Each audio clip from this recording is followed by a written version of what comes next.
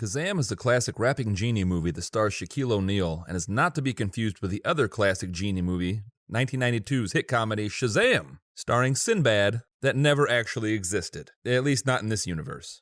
Kazaam begins with a wrecking ball destroying an oil lamp factory, and the lamp containing Kazaam falls and shatters. And we quickly get the idea that Kazaam has probably the worst existence of any fictional genie.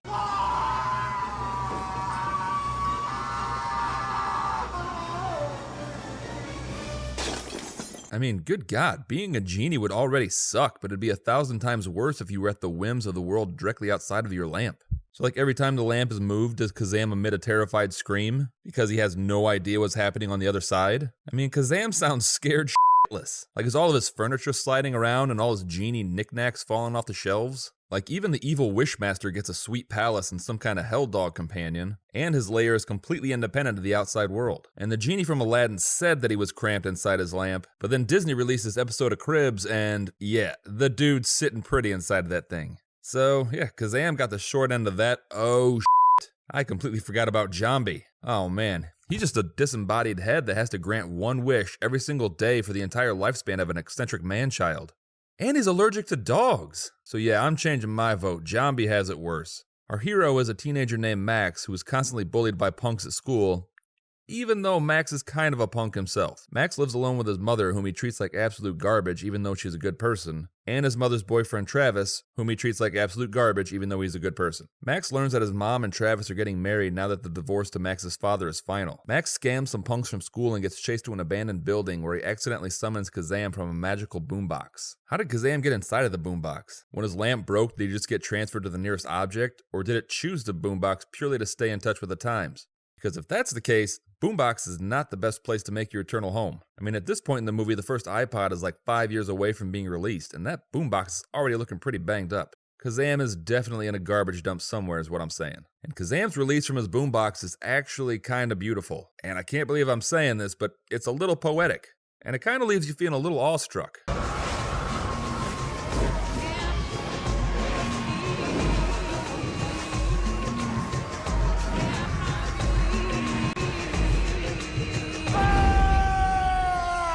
I mean, that feeling doesn't last. Gonna make this a mystery. Don't wanna do time on your wishes 3. If you wanna be number 1, I'm sorry, boy, that's been done. I'm the man of the ages. Straight out the pages. Hang on, I'm contagious, outrageous, spontaneous. You can't contain this. I am Kazaam. Yeah, that's not gonna get old. So Kazaam speaks primarily in verse, and he has 2 rules he has to abide by. He can only show his magic to Max, and he can't go back inside his boombox until Max makes 3 wishes. Where do you think you're going? Make your 3 wishes and I'm out of your face. Back in my box and out of this place. Hey, Shaq, I'm loving it. Just dynamite. Couple notes. We might not need a rhyme for every situation, buddy. Alright? But I love the energy you're bringing to the character. And action. So Kazaam speaks in rhymes, and Max speaks like a 70-year-old retiree from the Bronx, so they are just a match made in heaven. You want to pull the wool over someone's eyes? Go get a sheep, okay? Fantastic. And then for the sake of padding time, Kazaam cannot immediately grant Max's first wish for a Jaguar XKE, with really no explanation as to why. But it's probably for the best, because wishing for a car is terrible. For 1, Max can't drive yet. 2, he's got to get that vehicle registered, and you better believe the IRS is going to want to know how this kid suddenly has possession of a $30,000 car. So if you want to wish for a car, wish for like a Ford Escort or something. Way less questions that way. Fewer questions? God, grammar sucks. You won't get as many questions that way. I mean, you can just say that you won it in a poker game, and people will be like, oh, that's plausible. Max and Kazaam are hanging out at Max's warehouse. Not really sure what's going on here. Is it his clubhouse? Looks like he's been coming here for a long time. They have a bike race, and Kazaam's magic magically appears. Wow. I really need to update my, word pile in my head. And Max immediately shows exactly why you'd want to be at least in your mid-30s when you find a genie, because his first wish... Then I wish I had junk food from here to the sky.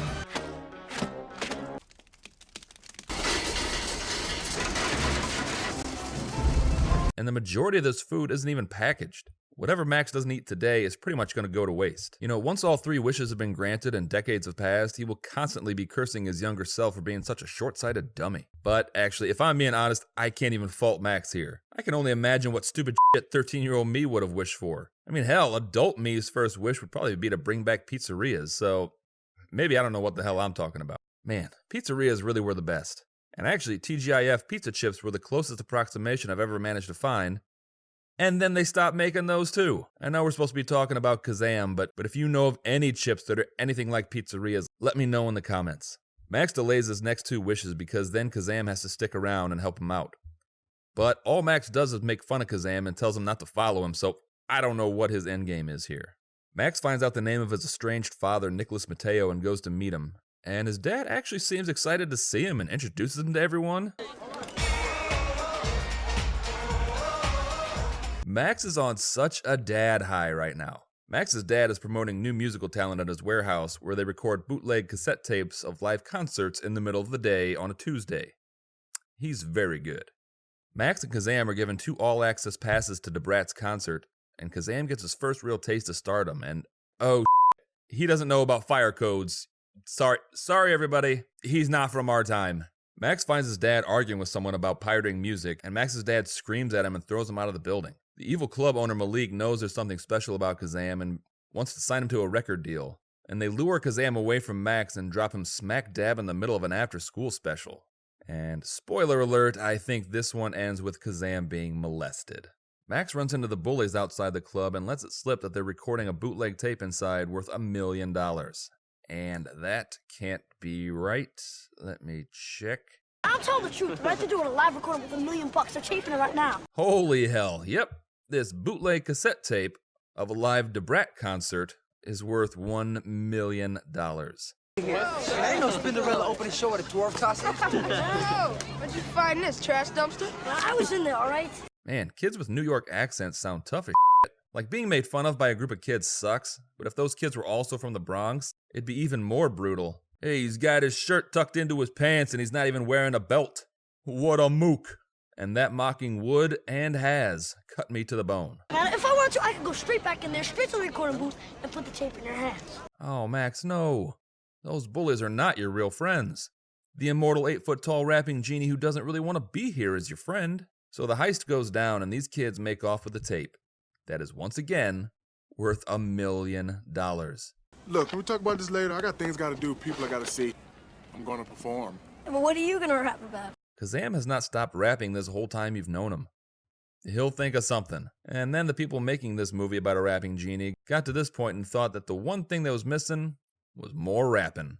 I look to a bird and he says to me, and when the magic is over, we ain't men, we genie. And that is enough of that. I'm not getting a copyright strike for "We Genie." Malik threatens to kill Nick unless he gets the tape back by midnight. Again, he's going to murder someone because of a Maxell cassette tape of a live DeBrat concert that halfway through contains some rando breathlessly singing into a microphone. Max then uses his second wish to wish that he had the tape back. Man, junk food and a cassette tape. God, Max is going to go through a pretty heavy depression 20 years from now. Like, it's such a dumb wish that even Kazaam tries to talk him out of it. You know who would have kicked ass with a genie? Preston Waters from Blank Check. Like, look what that dude accomplished with just the limitations of what $1 million could get you. Imagine if he had the power of the universe at his fingertips. I mean, he could have as many 22-year-old girlfriends as he wanted. And Max gives the tape back to Nick, but Nick tells him that you don't get a second chance at life and he doesn't want Max to grow up like him. So Max makes his third wish for his dad to have a second chance at life. But Kazaam can't do it because he can't control destiny. But even if it was a legitimate material wish, Kazaam does not seem interested in granting it at all. No can do, kid. Sam, You know, Max is wasting his wishes, but it would suck to have an all-powerful genie at your disposal who's not interested in helping you because he's too busy trying to jumpstart a rap career. So 12 hours after his rap career began, Kazaam puts on a sold-out show, and man, these people are hard up for entertainment. Now, music can speak to us on a very personal level. We can relate to a good song, and it can cause us to look inward, and it can even transport us through space and time. And I love that this crowd is going nuts, because all of Kazaam's songs are 100% about the day-to-day life of being a genie. Trap! in the box like a premature burial. Used to maul in the space to suffer the curse that was more than malarial. Lived as a ghost, granted wishes material. And if you think that's bad, here's my age. Square octogenarial. Been there, done that, he's seen it all. From the river Nile to the hills of the pole. Very relatable. Malik figures out that Kazaam is a genie and steals Kazaam's boombox. Malik tries to force Max to give him his last wish or else he'll kill Nick. I want Malik to have all the money in the world. Now, I'm no economist, but if you have all the money and no one else has any money, then the entire civilized world as we know it will crumble. Then I'll take all the money and give some of it back. Make my wish now. If the first thing you have to do after making a wish is to manually redistribute that wish so that the entire world's economy doesn't collapse, then it's a pretty dumb wish. Max refuses and Malik throws him down an elevator shaft to his death. And then Malik becomes Kazaam's new master, and Kazaam tries to attack Malik but can't because of genie rules, but then he's able to break that genie rule because he wants to real bad. And we find that Kazaam is not like Disney's genie because this genie can definitely murder people. Broke that guy's neck, severed his spine, electrocuted that poor bastard, and Malik definitely gets the worst of it. Kazaam manages to smush an entire human being down to the size of a basketball and dunks him down a shaft. And Malik is still alive, so that's just some kind of weird hell I don't even want to imagine. And then he sets the whole building on fire, because Kazaam is pissed. Kazaam finds Max's lifeless body, and if the filmmakers had any courage, they would have ended the movie here, and Shaq would have an Oscar on his shelf right now.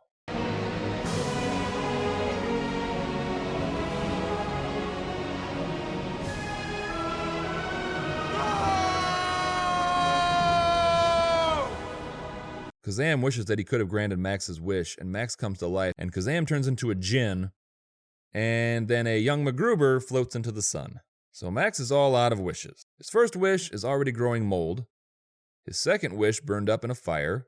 Look, when I come back, I'd like to see you. We can get together and, I don't know.